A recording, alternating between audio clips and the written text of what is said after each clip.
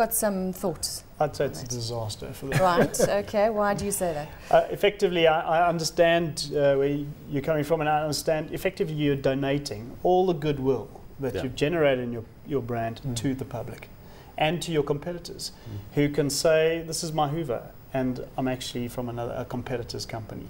And all the effort that's put into generating and developing the goodwill in the brand, and it is signified and symbolized by its name, is now lost. And for trademark attorneys, and it happens, I mean, polo shirts, for example, in the UK refers to a collared shirt. Here it's a distinctive trademark. Right. And Walkman's another example. You can see adverts in the United States when Hillary Clinton stands up and says, in her presidential campaign, this is change, you can't Xerox or can Xerox. And the guys at Xerox are going, please don't say that like that, because it means it's photocopier. So I'd say it's a disaster. So there's pros and cons to both, right?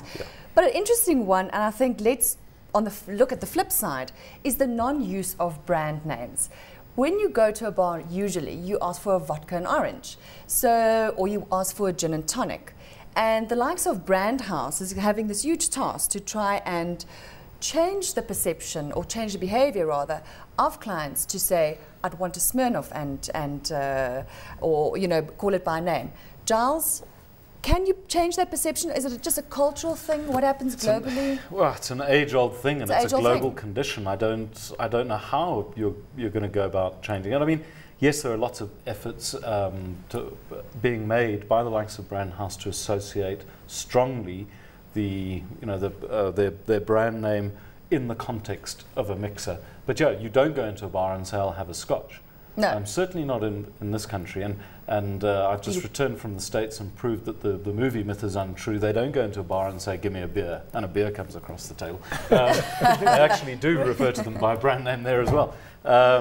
But it's an incredibly difficult one. I'm not sure I understand how it has developed in the context of things like what's it like, Louis, in the rural areas, but just in closing? I also think there's a level of tolerance of which brand it will be. If you say gin and tonic, you have a sense of which gins are not going to do it for you. Okay. So if you say gin tonic and you can see what gin, you can't go into a bottle store and buy your cheapest gin and think that you'll escape and do better at your bar. As soon as you go the route that it's not the one of the preferred gins, then they'll say, no, I actually don't want that one. And then they'll want to be brand specific. Right. So it has to stay within very brand what conscious the in our tolerance local level cultures. is. Yeah, that's very interesting.